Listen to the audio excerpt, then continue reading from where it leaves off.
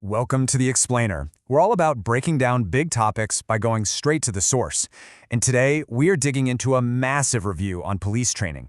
We're going to find out what the evidence actually says about how to prep officers for the job.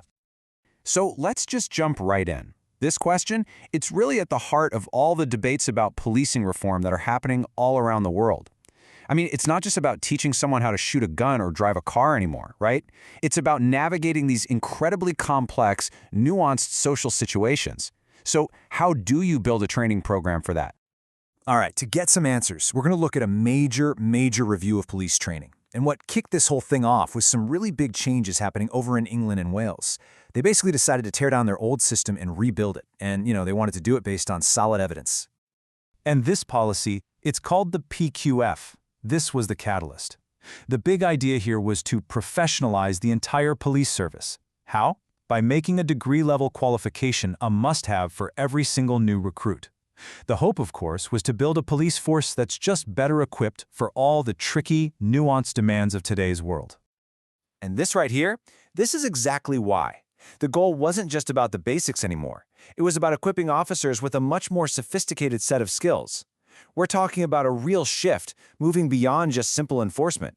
The idea was to develop officers who can think critically on their feet, communicate really effectively, and make smart, independent decisions.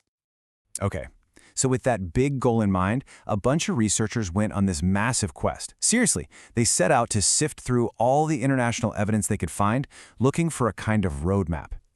A guide for the absolute best way to train these new, degree-qualified officers. And their search started out huge. They scoured databases, reports, everything from all over the world, and they came out with 109 relevant studies on police recruit training. But they didn't just stop there. Nope. They put every single one of those studies through a really tough quality check.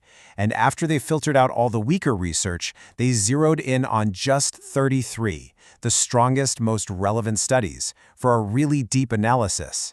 It's kind of like panning for gold, They had to sift through a whole lot of material to find those little nuggets of truly valuable evidence. So, how did they analyze those 33 studies? Well, they used something called a realist framework. And this is a really smart three-step approach. It's designed to help you understand not just if a program works, but how it works, who it works for, and maybe most importantly, why it works. It's all about getting to the real heart of cause and effect. All right, let's get into the core findings, because this is where it gets really interesting. The evidence starts to paint this picture of a fundamental tension, a real clash between the old way of doing things and a newer, more modern approach. And what the evidence basically reveals is this huge shift in thinking. On one side, you've got the old-school, traditional military-style model. You know the one. It's all about lectures, discipline, a rigid top-down hierarchy. But on the other side, you've got this modern, student-centered model. It's built on principles of adult learning, and it's all about active participation and, you guessed it, critical thinking. So what works in the classroom? Well, the evidence points pretty strongly to these modern, student-centered approaches. They just seem to be way more effective at developing those crucial 21st century skills. We're talking about things like problem-based learning, where recruits actually work together to solve complex, messy problems. And scenario-based exercises? Absolutely key. At the end of the day, it's about doing, not just sitting there and listening. And this makes total sense, right? The recruits themselves consistently say they prefer practical, hands-on training over just sitting through dry theoretical lessons. But of course, the real test isn't the classroom. It's whether any of this actually holds up on the street. And that brings us to what might be the most critical part of this whole process, the field training. Yeah, this quote right here just nails it. The field training officer, or tutor as they're often called, they are that essential bridge. They're the one person responsible for connecting all the dots, linking the theory from the academy with the messy, unpredictable reality of actual police work. Their role in all this is it's absolutely pivotal.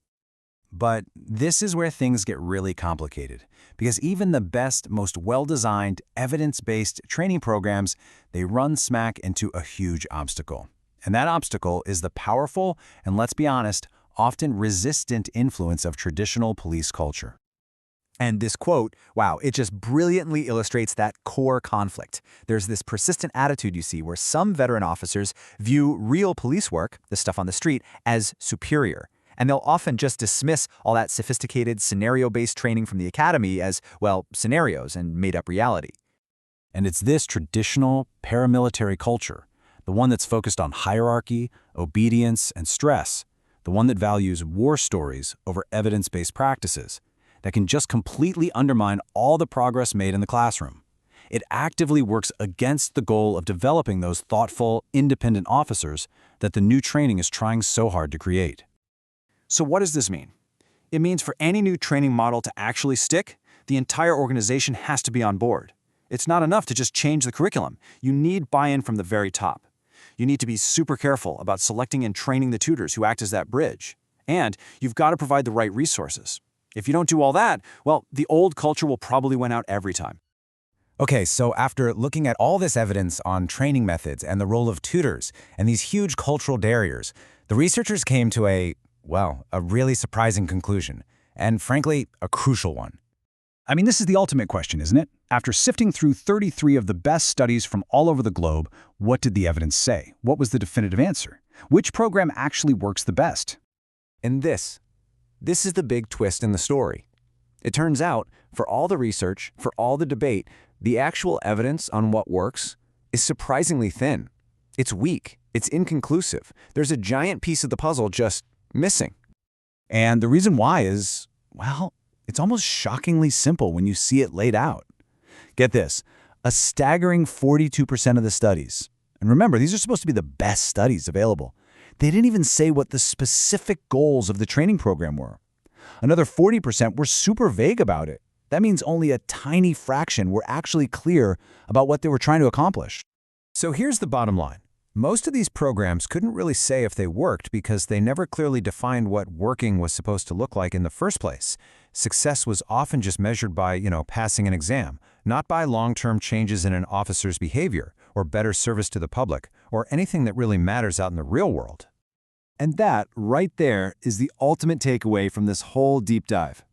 The most urgent need, it turns out, isn't just for a slick new teaching method or a different curriculum.